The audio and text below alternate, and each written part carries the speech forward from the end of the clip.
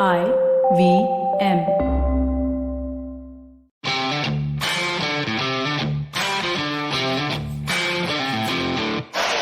Ladies and gentlemen, welcome to the Fighting G.O.A.T. Welcome to episode 31.5. You're talking to Arjun. Exactly. You're talking my waistline. It's not that Jutmat. But you're talking to Arjun Chipalkatti, aka Mystic Chips, along with my partner who just heard bragging about his waistline, is Somesh, the Superhuman Kamra. We were in conversation with the one and only OG of MMA Strikeforce champion, Bobby Southworth. We're going to go to a quick commercial break. We'll be right back with more and with Bobby. Hey everybody, it's been a great week on the IVM Podcast Network. On Cyrus Says, Chef Saransh Goyla talks to Cyrus about his food show, Grand Trunk Rasoi, his experience as a guest judge on MasterChef Australia, and a whole lot more. On All Things Policy, Pratik Vagre talks to Sapni GK and Rohan Sheth to examine the fine print in the Apple versus Epic Games lawsuit. On a bonus episode of Paisa Vaisa, Anupam is joined by Sumit Chanda, CEO at Jarvis Invest. They discuss why investing directly in equity is a better proposition than other financial platforms. On Say No to Drama, Chitna slices through all the time-related nonsense that we throw at ourselves instead of using our time wisely. And on Audio Gyan, Shahina Attarwala from Microsoft talks to Kedar and Abhineet about her decade-long design career and why she likes to call herself a businesswoman with a designer's heart. Do follow us on social media. We're IVM Podcast on Twitter, Facebook, Instagram, and LinkedIn. And remember, if you're enjoying this show or any of our other shows for that matter, please do tell a friend. It really does help us. And finally, we'd like to thank our sponsors on the network this week, Cred, Bank of Baroda, Quota, CoinSwitch, Kuber, and Inter vPro. Thank you so much for making this possible. Ladies and gentlemen, welcome back to the Fighting G.O.A.T. We're going to move on to Strikeforce now because that is a huge part of your life. And Somesh has been wanting to talk to you about that for the longest time. So, buddy, you got to take it away. Well, as I said, that as one of the youngest, I wouldn't say the youngest fighter, but a young fighter coming in, and you get a phone call that says, listen, Bobby, there is a vacant title on the line for the Strikeforce Light Heavyweight Championship. Would you like to compete? What really happened in that moment? So was it the manager that broke the news to you? Did you get the call directly? How did this work out? And what was it really holding that belt? And I believe you were the only one who defended that belt once, which is still a record. Exactly. True. This is true. So I don't really know how that came about. I had one fight in Strikeforce, which technically I won, even though it was ruled a no contest. That was the one where the cage door opened up. It was with James Irvin. I remember it was James Irvin. Yeah. But I guess at that time, the light heavyweight division wasn't super deep, but they wanted a light heavyweight champion. And so I had a name still from Tough. And, right. I won't say I was high profile. I mean, when you say you're high profile right in 2021, it's a lot different than saying you were high profile in 2005 or 2006. You're right. But, I still had a pretty high profile in the fight game. And so it was a good name. And Strikeforce, even though they were a big promotion, actually, when I fought for the title, they had already set the record for the biggest live gate in North America. They had surpassed the UFC when Frank Shamrock fought Cesar Gracie. Wow. What they did. It was like 17,000. It was the biggest live gate ever. Wow. 17,000 people. Wow, so Strikeforce case, I think it's called the SAP Center, and I don't remember what it's called, the arena in San Jose. I've been gone. I live in Texas now, so I've been gone from the Bay Area for about 11 years now. Right. But yeah, they packed that place. It's still one of the biggest live events live sporting events they've ever had at that arena. Wow. So, Strikeforce they came out of the gate. I don't think they were trying to compete with the UFC like so many promotions that tried to do that and failed. They were just trying to do their own thing, and they were very successful at it. And obviously Scott Coker took that over to Bellator. But after that fight, I fought James Irving, and they wanted to have a light heavyweight champion, right? They had Frank as the middleweight champion. They wanted a light heavyweight champion. Right. Yeah. I was one of the names that they had signed. And so they gave me the call. And I mean, again, going back to the stepping up thing, it was, who doesn't want to fight for a world champion? I mean, when I got into the sport, when I got into doing it, we kind of skipped over this in the past. Like, when I was talking about seeing the boxers and you see the repercussions and getting started late in the fight game, I always knew that, one, since it was MMA and nobody knew where the sport was going, that I probably wasn't going to be rich. Right. You know, and really all I ever wanted to do was teach jiu-jitsu and be a coach. And so the reason I started fighting was because I wasn't a Gracie or a Brazilian. I wasn't a black belt. And I had to do something to show people that I had legitimate skills and knowledge to pass on. And that's really what led me into the fight game. So once I decided to go into the fight game, I wanted to be a world champion. You know what I mean? And honestly, I wanted to be a kickboxing world champion, a boxing world champion, and an MMA world champion. I wanted to be all those things, but I mean, that would have been, it was difficult, you know? I mean, fighting for me was never like easy. It was very stressful, you know, like you were talking earlier about the fear factors and stuff like that. It's like everybody feels those nerves, and it's not even about that you're scared to fight or that you're scared of your opponent. I mean, maybe for some it is, but there are so many different types of anxiety, right?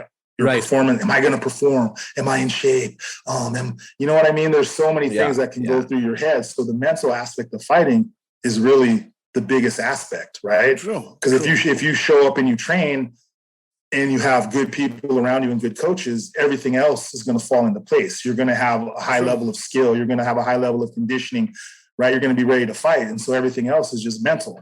And that was probably where I had, you know, my biggest issues, probably because my parents were pacifists, you know what I mean? And here I am fighting in the cage. So when I got the call to be the light heavyweight fight, you know, I wanted to know who my opponent was. And they told me when it was going to be Vernon White. You know, Vernon White. Yeah. Honestly, that was a little bit daunting because a lot of people don't know him. But when I fought Vernon, I think he had like 70 plus fights. MMA Vernon fights. is a legend, man. He's he is. He's a real veteran. A lot of people don't know him. You know how it is with sports. It's like, I'm sure a lot of football fans don't even know who Joe Namath is. You know what I mean? It's like, yeah. So it's people forget, but Vernon was a solid fighter. He hadn't been super active, but he was legitimate. He was a UFC veteran. He fought Chuck Liddell. He fought Mario Sperry. He'd fought in the bare knuckle. Everywhere. Yeah, he fought in the Vale Tudo bare knuckle fights in tournaments in Brazil that were like 16-man, 8-man tournaments, you know, 3-4 fights in a night. He fought K1 kickboxing. I mean, he was an experienced guy. So, you know, I knew that I had my work cut out for me, and it was an honor to fight him. You know, it was that was a tough fight. I saw that fight again. It was tough. You used your grappling effectively. And Vernon he was tough to finish. And like I said, he fought Mario Sperry, and Mario Sperry wasn't able to submit him. So, you know, I was very happy with my performance. You know, you should be, man. You won the belt, and you reached where you had to go. You wanted to be a world champion, and you achieved that goal. And that was a big deal. But, you know, the thing is that I think it was your second defense, which was against Babalu Sobral, Renato Sobral. Yes. Now, hang on, this is going to be fun because I remember he cut you and then you almost knocked him out a second before the bell. Yep. And I wasn't going to knock him out in the second round. I was going to knock him out. And then how pissed off were you round. that the fight was stopped because of that stupid cut? I was incredibly pissed off because, you know, I thought it was political, similar to the situation with Stephan Bonner in the tough fight. You know, I had been criticized for my fighting style, right? It's like, it takes two people to make a fight. Okay. And so when I fought for the title against Vernon is known for making fights ugly and very tough. He's a tough guy to finish, but he also doesn't take a lot of risks or try to finish you. And I knew that going into the fight. And so I knew that that the fight was going to go the distance. It wasn't that I wasn't trying to finish. I mean, I landed punches. I landed a head kick. I went for submissions. I was trying to finish the fight, but I didn't. And the same thing in my first title defense against Anthony Ruiz, another guy who's known for the same thing. I mean, this guy's fought from middleweight to heavyweight. He knocked out Brad Imes, one of the other tough finalists. He knocked out Jimmy the Titan Ambrose, who's a Pride veteran. He's a dangerous guy, but was also known for making fights ugly and was tough to finish. And so I was criticized a lot for not finishing the fights. And secondly, like in Strikeforce, they wanted you and really pushed you to sell tickets. And that really wasn't, you know what I mean? It's like, dude, I'm the champ. I'm a fighter. You're the promoter. You guys should be selling tickets. I need to be training and focusing on my fight. I don't need to be out going around town. Oh, buy tickets for me. Buy tickets for me. Wow, that's interesting. You know what I mean? It's just, I didn't know that. Yeah, it was just, and so I always was butting heads with management. And so because of the public perception of the fights and it wasn't that I was unwilling to sell tickets, but like I brought Luke Rockhold. I went to him and Luke's older brother and me went to high school together and were friends. And I brought Luke Rockhold to AKA. Right. So when Luke started fighting in Strikeforce, I was asking them to not put him on the same cards as me because we're from the same hometown, and that's where I was selling my tickets. So it was like me and Luke selling tickets in Santa Cruz, it was going to hurt my ticket sales. So that was just another issue. You know what I mean? So you feel all these things kind of played a factor, in the start of that second round. Where Definitely. Where the doctor just stopped the fight. I mean, you've seen worse cuts. I've seen worse cuts in MMA since then, and fights in the UFC, in Bellator, and fights were allowed to go on. Yeah. And so, it is what it is. I know that I was going to come out and finish Babalu in that round, and the really thing he was hurt still. Yeah, he was hurt. Dana called me before that fight and wished me the best, and I was guaranteed a UFC contract if I had won that fight. So that's even though I was 38, I think I was 38, almost 39 at the time, it would have been nice to finish my career in the UFC. And then also Babalu in the ring promised me a rematch, and the Strikeforce Scott Coker promised me a rematch because that was that was a bullshit stoppage. At least the guy I could see the cut wasn't even that bad. Is what happened is I misjudged. I was running in to do like a dive bomb punch on him. Right. And I misjudged and we hit our heads and I could feel the cut. Yeah, it was a headbutt. Open. It tore open even more. And so, I guess that falls on me. You know what I mean? But to be promised by the Strikeforce chief and to be promised by the guy that took my title for a rematch and then it never came, that's just another slap in the face. But I still have my 2 title belts in my room. Man, come on, you're still the inaugural champ. You still are the only. I try to be a glass half full kind of person. If I can. Yeah. You're still the only. At least when I'm not locked up for 10 weeks on a reality show. You know what I mean? No, but still, man, you're the Strikeforce inaugural champion and the only one defended it. So, hats off to that. Nobody can ever take that away from you. Absolutely. And you know what? We've been speaking of fights off late. We've been speaking of fights which are outside the octagon. We've been speaking of a lot of fights. But there is one fight that everybody remembers is the one that you had with Javier Mendez, because of which you quit AKA. Yes. And then you I didn't quit AKA. He kicked me out. Oh yeah. Yeah. Okay. Yeah. Okay. So he kicked you out, and then I think you took a hiatus from the sport. It was almost like you kind of semi-retired, and then you mended the fence with Javier, and you came back to AK, and you revived your career, or you took off from where you left. So I came back. It was not 2 weeks.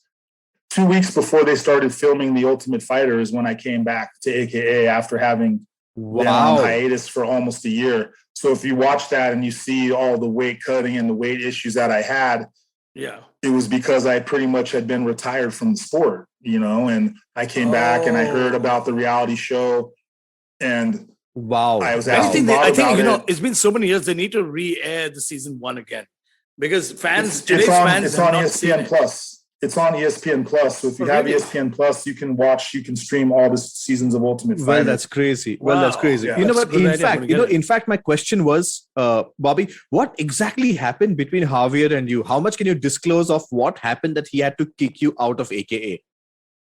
I mean, like anything, it was kind of a money issue. That's really all I want to say, because whatever it was, Javier and I mended that, and in my opinion, we went on to do great things. And he was a mentor to me.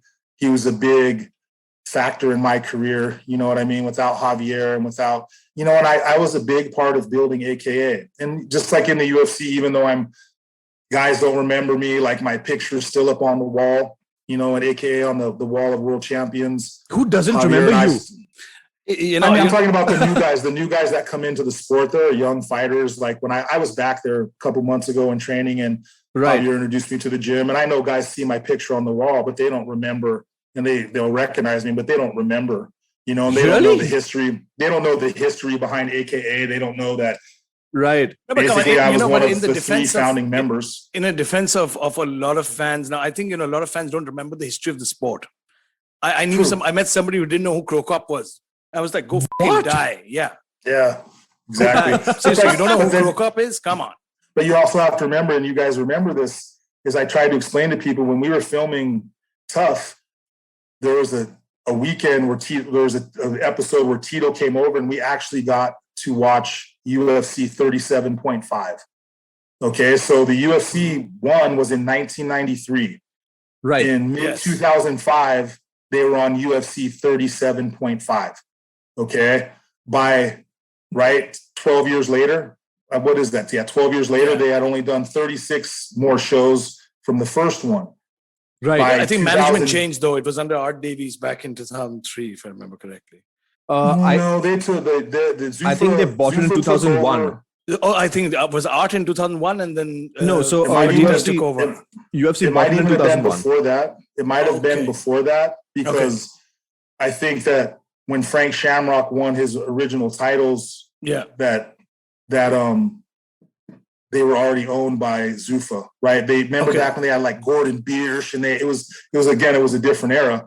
Right. But by 2010, they were on like UFC 100 something, right? So in Right. 5 years, they did 70 shows, and then now they're on from 100 and something. They're already on UFC 266, and that's pay-per-views. That's not Right. including UFC on Fox, UFC Fight Nights, On ESPN and all these Plus other and all these other things. So I mean, and not just that, but what about Strikeforce? What about Bellator? I mean, you can't turn on the television without seeing on it. almost any given night and not watch MMA. You can watch Absolutely. Contender Series on Tuesday. You can watch True. Tough again. You can watch Bellator. You can watch UFC. You can watch PFL. You can watch LFA. I mean, there are all these. You got I mean, new maybe companies in like Brave, and you got Indian promotions as EFC well, in South Africa, and and One I FC in apologize, Asia. what about India? I mean, what promotions can you got? You said you have a There's- network and pay-per-views, and So it's there's crazy. India doesn't have a pay-per-view model because India doesn't function on a pay-per-view model. It's far more lucrative to combine the sport with the channel to get higher numbers for advertising revenue. So and you're lucky because they couldn't do that. Remember, I mean, it took them 36 pay-per-views before they could really get the UFC on TV, or it took them 12 years. So you guys are lucky. in that sense, India was the UFC was smart, and so was One FC and Strikeforce, because they cut deals with the networks directly, saying that, you know what, here's the X amount of money, and we've got about 6 months of programming content, and we're going to send it to you. And it also took a lot of years for India to develop its own content. So Somesh and I are analysts on a show called The Ultimate Guide to the UFC. And we kind of open up every pay-per-view that airs in India. We open up the show from India. Okay. So that took so many years to happen, though. It took a lot of time for it to happen, for people 7 to years. realize. 7 years for people to realize. And Somesh and I have been part of the sport for the last 15 years.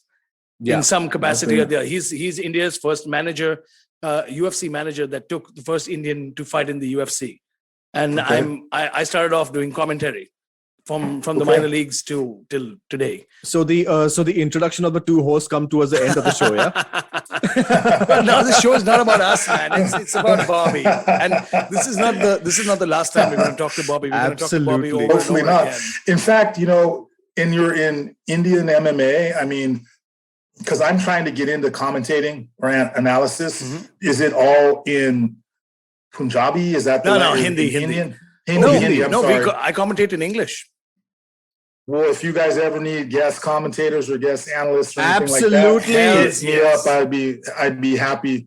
You should come to India anyway. I mean, You got to start somewhere. when Luke Rockhold came to India, he had a great time. He got wasted, and we went out partying together. And he ended up. There's a picture of him choking me out at 4 a.m. Okay. and also a picture of Benji Radek slamming me across hotel room beds. Oh, nice. Well, Yeah, that doesn't sound too tempting, but No, hang on. Anything is better. Anything is better than getting neck cranked at 3 a.m. from Holman. Dennis Hallman neck ranking yes. Oh, yeah. Yeah. And if that is not a better way to be inducted into the sport, because they all made fun of me first, and after that, we were all bros.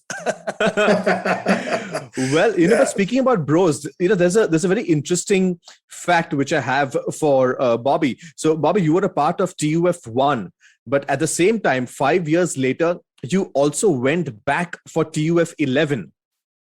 Yes. And it was in a light heavyweight category, and there were openings for, I believe, the middleweight category and the light heavyweight category, and then they just scrapped the light heavyweight and they just kept the middleweights.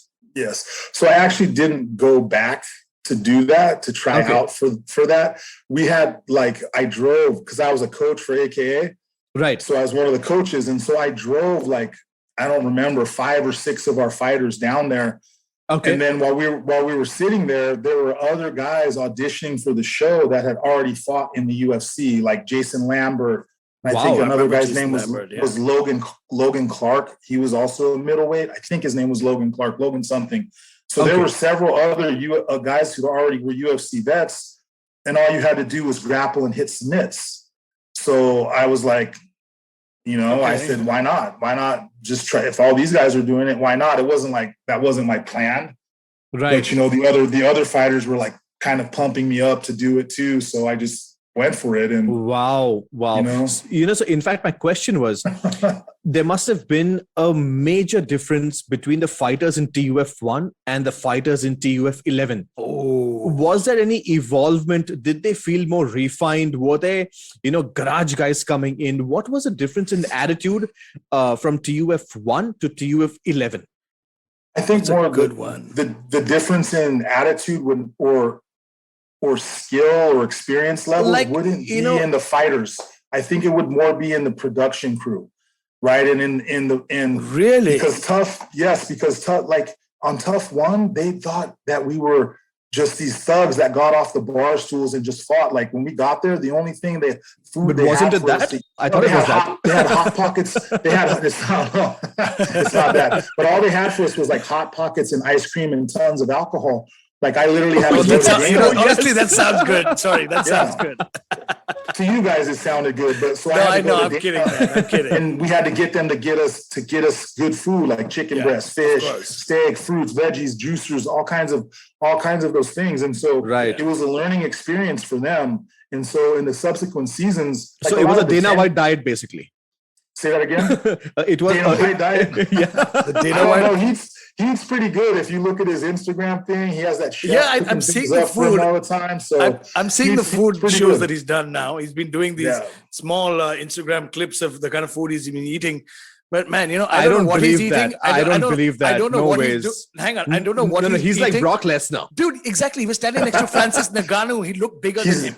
He's not that big. I just saw him up in Houston at the UFC where Michael Chandler fought Charles Oliveira. And oh man, that was a fight. Right. You were there, right? Yeah, I saw it on your Instagram. Yeah. Somebody told me about that picture, and I was like, damn, that's Bobby next to Dana. And but hang on, Dana looked as big as Francis Ngannou last time I saw him. It was Francis must have been crouching down because he's a big Dana. Or maybe Dana's cameraman knows what to do. He knows how to use the right angle. A little Photoshop or something. I think they call that catfishing. That's what they call that on the internet. Oh, but well, if you don't make me look good, you're fired. Exactly. But on that note, I just wanted to say this has been a very, very special episode, and we're going to give you a call back for sure, Bobby. We're going to probably bring back Frank Shamrock and run auditions for Bollywood, because I think that needs to happen. I really think that needs to happen. Okay, I think that's a good idea. I think we can get Rampage Jackson here as well, and then it can just become one big party. That would be a party. That would be a party. Well, with everything becoming virtual, this was an absolute blast with none other than UFC Strikeforce veteran Bobby Southworth. Bobby, thank you so much for giving us your time, sharing your knowledge, and like any other person, I'm absolutely flabbergasted to have a veteran like you with us right here on the Fighting OG, baby, the OG from TUF1. But having said that, we'll take leave and we'll see you on the other side after this short break. Are you looking for finance products and services that can enhance your personal finance experience? Are you looking for a space to talk about your financial product or service? And are you looking for a crisp talk show where the conversation is all about money? Well, your search ends here.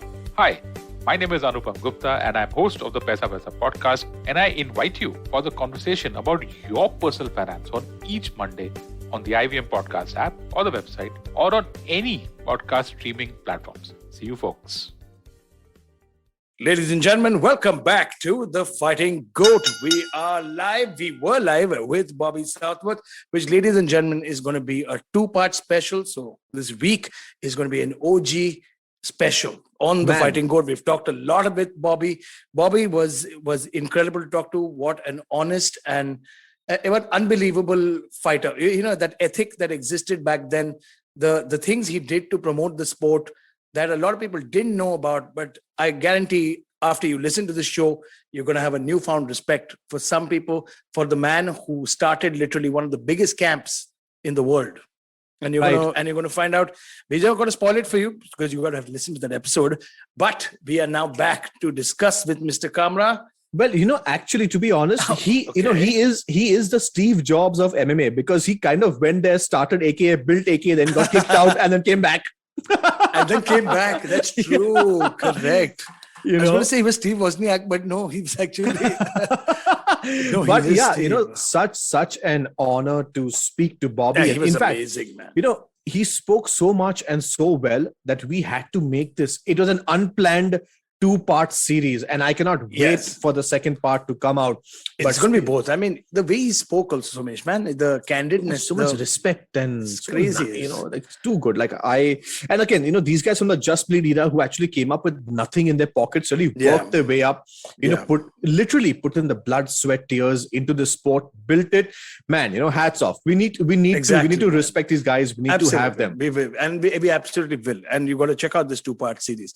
Yeah. But that being said, we've got a great card coming up. Somesh, we've got to wrap this end up quickly. So run us through the card. So the main event of the card is in the light heavyweight division between Thiago Santos and Johnny Walker, who's that's a good fight. Absolutely. The co-main event in the middleweight division is Kevin Holland versus Kyle Daukaus. The return of Holland. I can't wait to see the changes he's made. And we also have the cowboy Alex Oravella taking on Nico Price. Man, that's going to be a good. So these are a great card. These are the top three fights that I would like to speak about very quickly. Let's take our predictions, Mystic Chips. I'm with Alex. Alex Oliveira, Nico Price. Alex Oliveira is a badass. I've always loved the way he fights.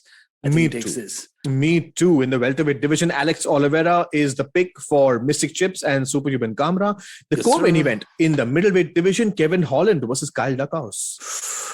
Man, that's a good one. Daukaus is coming off, both these fighters. Holland had a tough run. He was being out-grappled by, I think last was out-grappled by Derek Brunson. And he had a rough fight. Let's see what changes he's made. I'm still going to be supporting Kevin Holland because he's super entertaining also. Wow, that is interesting. I am somehow kind of leaning more towards Kyle Daukaus in this one. So that's good. Good. So, Mystic Chips in the middleweight division Mystic Chips is in the middleweight division. He just gained some weight, but right now he's going to be getting back to the middleweight division. Coming back. So Kevin Holland for Mystic Chips and Superhuman Kamra goes for Kyle Daukaus. But the main event of the evening is in the light heavyweight division between Thiago Santos and Johnny Walker. That's the thing, man. Moretta, dude, it's just, he's such a brilliant fighter, but those knees, I think John Jones is partly responsible for those knee surgeries. Absolutely. And not partly, and probably fully also. But no, that was a great fight. Jones versus Thiago Santos was a great fight because I remember Santos bringing the fight to Jones. Absolutely. Hurting Jones a couple of times. He got the heat to Jones. He did. He really did. But after that, he's been on a bit of a skid. So, and who's he facing off against? Sorry. Johnny Walker. Oh my God. Johnny Walker is this kid who's got literally nothing to lose, comes there swinging for the fences. But I can make one, but I don't know who's going to win, but somebody's going to get knocked out. Well, that's a great prediction. But Chips, if you just had to put your hand on one of these guys, what? Okay, Johnny Walker. Oh no, I was going to say Johnny Walker. Okay, you know what? We can agree. you know what? Mystic Chips and Superhuman Kamra are going to go for Johnny Walker. So it's Alex Oliveira, Kevin Holland for Chips, Kyle Lackhouse for Superhuman Kamra, and the both of us are on the same boat for the main event of the evening with Johnny Walker. Yes, sir. Ladies and gentlemen, that gets us to the end of an exciting episode. It's a 2-part series, so don't forget to tune in. We have the OG with us, Mr. Bobby Southworth himself. You guys have to tune in and also make your predictions to win some really exciting prizes from even a shout out from Bobby. You know that we have his number now. We can get shout outs from Bobby. Yeah, just have to call Bobby and say, listen, bro, this guy won. He's going to come back. He's going to talk to us. So don't miss out. Always tag me and Somesh Kamra on Instagram. It's me. Is at Arjun Chips, and on Twitter it's at the Mystic Chips. Awesome. Do not forget to tag me. Somesh, go. You can catch me on Instagram on somesh.kamra, and on Twitter it's somesh_kamra. So tag us, hashtag us, log on to IVN for more exciting episodes. And we were so glad to see you today, but we're going to be seeing you tomorrow again with Bobby Southworth Part 2. See you on the other side. Take care, take safe, get your jabs done, because this jab is not going to hurt.